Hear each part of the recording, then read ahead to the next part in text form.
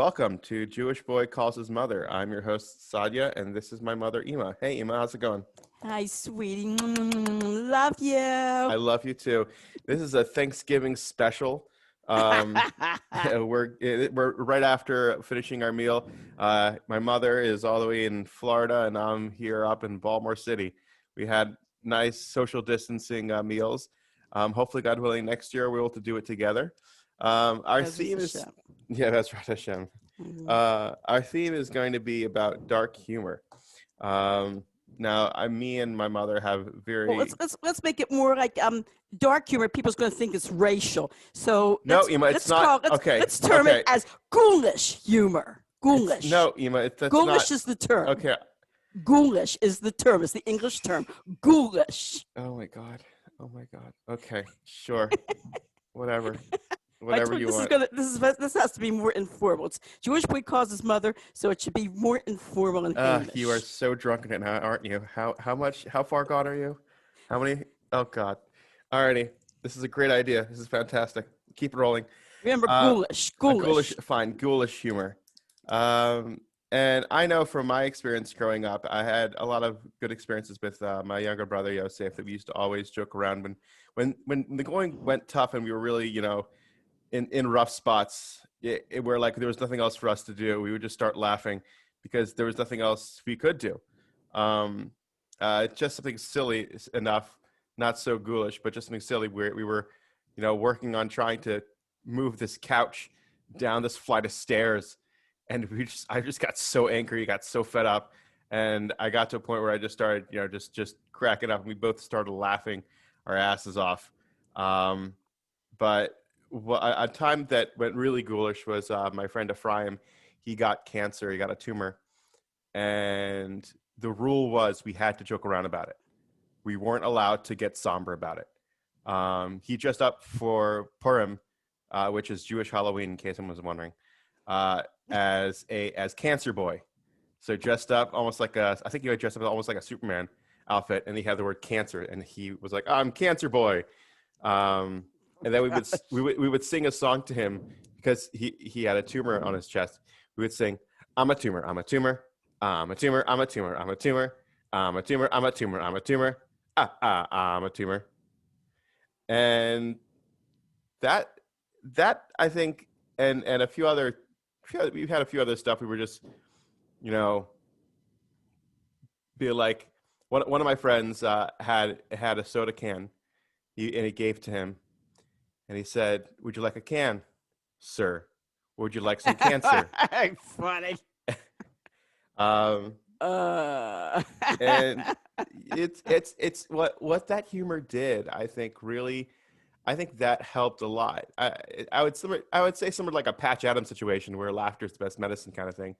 But like you got to laugh at the dark times. You got to laugh at it, because if you let that darkness take over you, if you let that negativity take over you, you're just going to be wallowing in your own filth, filled with depression and not being able to move. That's just, you got to laugh. You really got to laugh. And that's kind of how a lot of dark humor develops, because someone goes through so many rough times. I think also a lot of, like, we used to joke around, like make a lot of Holocaust jokes too. oh, I remember when you kids would fight over food at the table. I would say, "Holocaust is over. You don't have to fight over food anymore." Oh yeah, and you told us that joke about two kids in the bathtub were arguing, and one took a bar of soap and threw it at the other kid, and they said, "Hey, don't get our parents involved." Huh? Okay? You told us this joke. I don't remember that one. Oh my God, you told it so many times. The joke is I'll Uh-huh. explain the joke and then I'll say it. But the joke is this: Uh-huh. is that there was rumors that they used the fat off of Jews in the Holocaust. Oh, Remember? now I get it. Yeah. Yeah, and then you told us the joke of the two kids in the bathtub fighting, and then one kid takes a bar of soap and throws it at the other kid, and then the other kid responds saying, "Hey, don't get our parents involved." Oh gosh, I don't remember telling How that do you stupid you joke. you But remember? I do remember telling the joke. One joke I do remember telling was the guy who the old man who survived the Holocaust, and he wins the lotto. No, you didn't tell me that joke. Oh, that's an old one. Yeah, he wins the lotto, And so, of course, there are all the newspaper and radio, the media people all interviewing him. And they said, "Do you want to say anything?" He says, "Yes, I'd like to thank the United States government that let me in here after the war and made me a citizen, and I, succeeded." And he says, "And I also want to thank the Nazis." And everybody, there's quiet in the room, and people looking at each other, and they go, "You what? You want to thank the Nazis?" He said, "Yes." He says, "Why?" He said, "I played the numbers on my arm." That's a good one. So you were also telling me about your experience when you were younger and the dark humor that developed in your family, and how Mhm. you were saying something along the lines of about your great grandmother. My grandmother. What happened was my mother and her mother-in-law, my paternal great grandmother, my paternal grandmother, never got along. Oh wow. And um, my mother, one time, I heard my mother saying that with my grandmother wasn't there at the course, my mother was complaining about my grandmother, and my father's mother, my grandmother, her mother-in-law, saying that, she says she's noticed that this woman loves going to funerals. It's like a social time with her.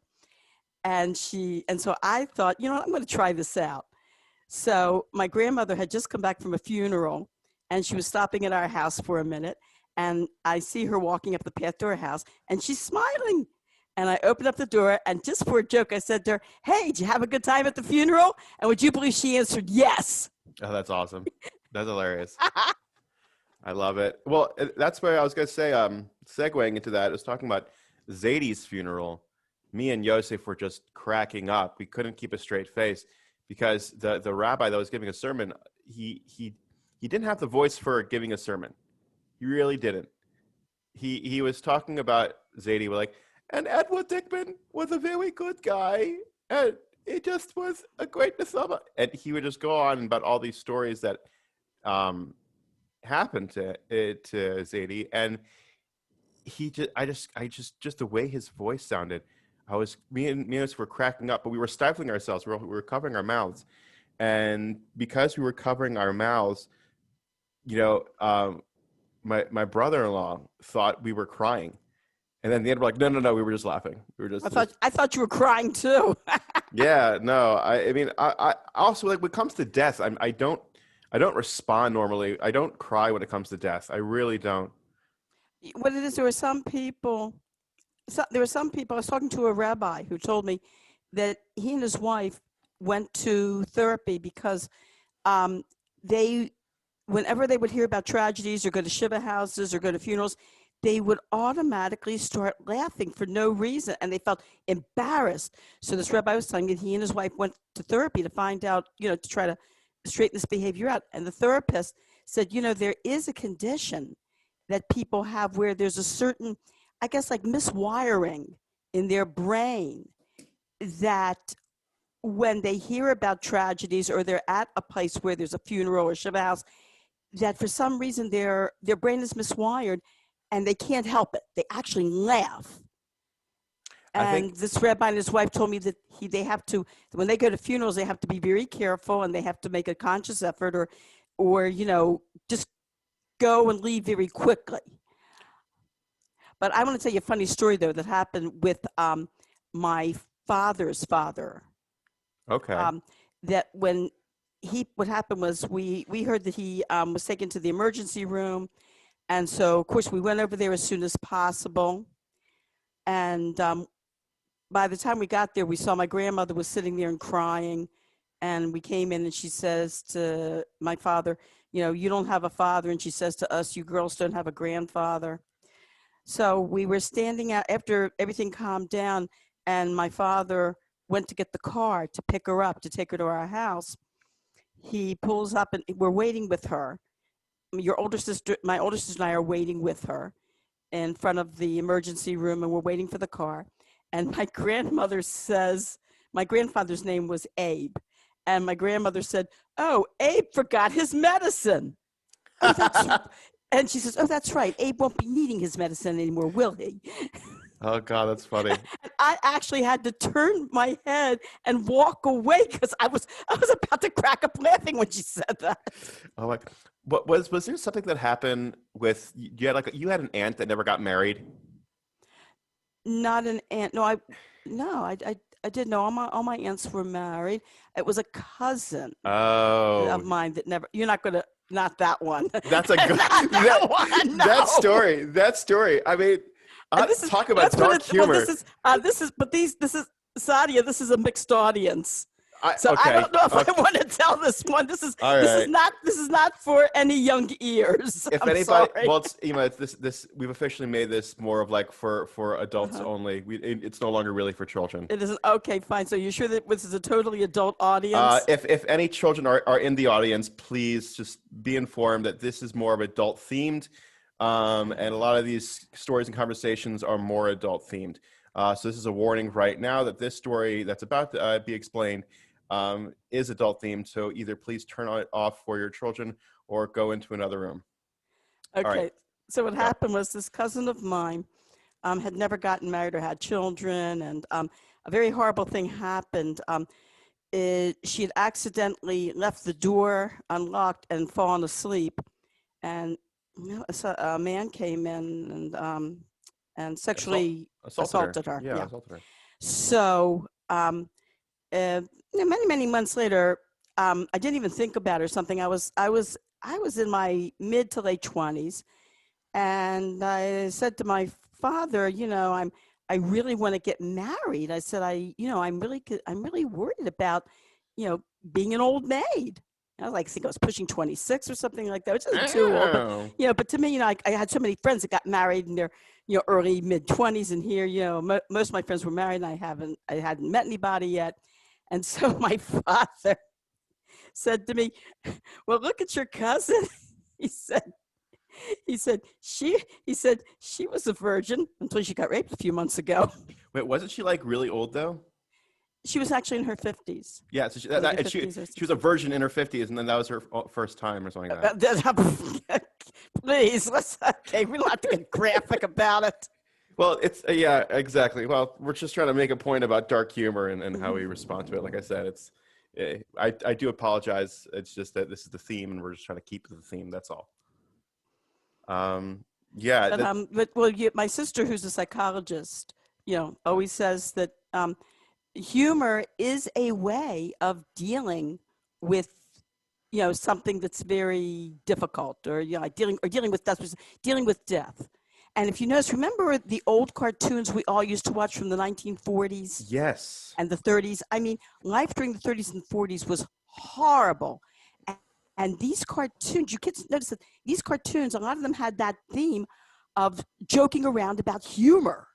About death. Yeah, Yeah, I'm joking around about. I'm sorry, joking around about death. yeah. And I'm that's sorry. what It's the tonic and gin that kicked in. I Sorry. kind of figured. It's all right. Yeah, that's what's interesting also is that like when I watch the older cartoons from 1930s, 1940s, there's 1940s especially. Obviously, this shows a lot of military stuff, a lot of racial stuff too against Japanese and Germans, but also Italians. But it's just the idea of death. Like I remember watching this one cartoon as a kid, and it made me cry when I was younger because I didn't get it. It just was so sad. But I watch it now and I get the humor of it all. But it's about this poor Joe Schmo dog who like tries to fall in love with all these other girl dogs. And these girl dogs reject him, and he goes ahead and sees this one statue of a dog, and he falls in love with the statue because he kisses it because it's like I think it's certain kind of metal, it's iron I think or something like that, and the lightning strikes that like his heart like pumps like really really fast, so he thinks like this is love, so he falls in love with this like I think the name was he called it Elmira, this this statue, and he starts like bringing it flowers and gets really happy about it, and then you see that these movers came and were moving the dog, and they were basically the metal dog, and they were turning the metal dog into scrap metal to be used for the war effort, and the dog starts getting really depressed and sad, and there's like sad music in the background, and you hear the dog scream, Elmira, Elmira, Myra, and it's just so depressing. I'm like a 3-year-old kid, like eating my cereal, like Oh, it's just so depressing to watch. yeah. And then he finally sees like it's a bullet that was a bomb that was made for the Air Force, and it has the name Elmira on it. So he says, Elmira, Elmira, and then he steals it and runs away, and then finally he's left alone with the bomb, and he gives a great big kiss, and a lightning strikes, and the bomb explodes. And this is supposed to be a cartoon for kids, like it's so funny. And like as a kid, I was like, didn't his like girlfriend that he loved just die? Like what's going? And like and I'm realizing now, yeah, during World War II and during tragic times, there is a level of like humor that you start making jokes about what happened in order to really just be able to cope with the issues. And I think that's why it's like, because if you see people that, at least from my experience, I've seen people that have been through tragedy and they joke around about it, or it gets to a point where they're able to cope with it. I don't think it's unhealthy to joke around about your tragedies in your life. I saw something very interesting. I was watching a performance on YouTube of Yitzhak Perlman, and Yoel Levy was conducting, I think it might have been the Atlanta Symphony Orchestra. And so what they did was, when they began the concert, Yitzhak Perlman, had polio as a child. Mm-hmm. So he's crippled. He's and he performs sitting down. He comes on. Usually, what happens? He comes on the stage with his crutches, carrying the conductor's baton, and then the conductor usually carries his violin. Then he hands Yitzhak Perlman the violin, and Yitzhak Perlman hands the conductor the baton. So in this case, what happened was they had Yitzhak Perlman in a chair, and they had him on one of these things where it's underneath the stage and then it comes up. So they brought him up on this platform. He wasn't seen. He was under the stage, and then this platform came up with him sitting in a chair, holding, his the conductor's baton, and he stands up and he's sitting. He says, "Obviously, I'm not Yoel Levy." Well, Yoel Levy comes on stage holding Yitzhak Perlman's violin, and I've never seen Yoel Levy, like how he really looks. I've listened to a lot of his recordings, but I've never seen him. He and Yitzhak Perlman could pass for being twins. It was unbelievable. The two of them looked very, very similar. So when Yoel Levy comes on the stage carrying Yitzhak Perlman's violin, Yitzhak Perlman jokingly says, "Well, the real Yitzhak Perlman, please sit down." That's cute. That's really, really cute. I was going to say they look both similar because they're both Jewish. No? Well, they look similar because they're both overweight. Overweight Jews. They both have the same colored hair. Well, not now. Yitzhak Perlman looks great now. Yitzhak Perlman is in the 60s now. This recording, of course, was years ago when he was, I think, in his like early 50s, really? Something like that, or 40s. And he's in his 60s now, yeah. And he's lost a lot of weight, and his hair is gray now. But he looks really nice. He looks pretty good now for a guy in his 60s. But it was so funny how he and Yoel Levy, they were like the same stature, and even their facial features look very, very similar. And they both have curly brown hair. It was very interesting. He was born August 31st, 1945. He's not in his 60s. Oh no! Oh, that's strange. I thought he was. Mm-hmm. No. Oh well. It's okay. Wow. Trying to think what else in regards to dark humor can I think of? Because we talked about also, what about Aunt Judy? Aunt Judy was talking about giving the hesped at Zadie's funeral. And I remember that moment where at Zadie's or at my mother's. I think at Zadie's funeral she was giving a little bit of a hesped, and it was really funny. Everyone was cracking up. Well, I remember at the Shiva house, she told a story at the Shiva house that was really hysterical. That's another thing. Like a lot of people go to Shiva houses, and they there's sometimes you go to a Shiva house where people just remember the funny things that Yeah. happen around that person. I've gone to Shiva houses, I'm sure you have too, where the people are sitting around, they're just laughing and laughing because they're recalling all these hysterical things that have happened with this person. And your aunt told a story once that my father used to work at my uncle's restaurant. My uncle was Danny Dickman, who anybody in Baltimore who, is like in my age bracket, a little older, will remember Danny's restaurant. It was like a signature 5-star restaurant in downtown Baltimore that was in all the number of magazines. My uncle was on television once with some of his, signature recipes. So my father worked there, and when the restaurant closed, my uncle Danny would, let him take whatever food was left over, because they can't reuse it. This is like a really high class. So they, he would let the help and my father and everybody, take over whatever food they want. Well, Aunt Judy said that she was sitting in the kitchen with, she had a date that night. It was Saturday night. And the date was not going well. She could tell that this was somebody that she was just was not suited for it. He wasn't suited for her at all. And she's trying to get this guy to take a hint and leave. And she's throwing a switch of hints at him, it's late, I'm really tired, yada, yada. And this guy is just not taking the hint. He's sitting there. So she says to him, look, she says, my father is coming home soon and you better get out. He says, why? She says, because if you don't, my father has a rifle and he comes in with his rifle. And if there's any guy that's here this late, he will blow your head off. Wow. Talk about So here's what happened.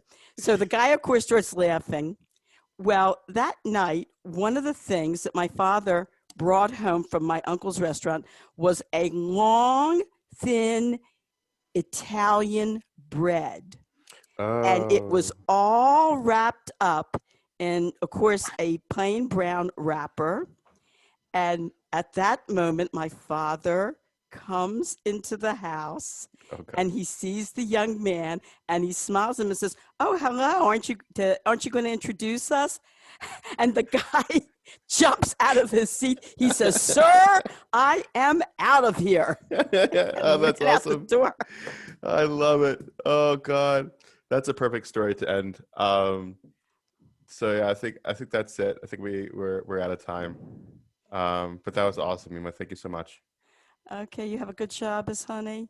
You too. Okay, love you. All right, love you. Bye-bye. All right, bye-bye.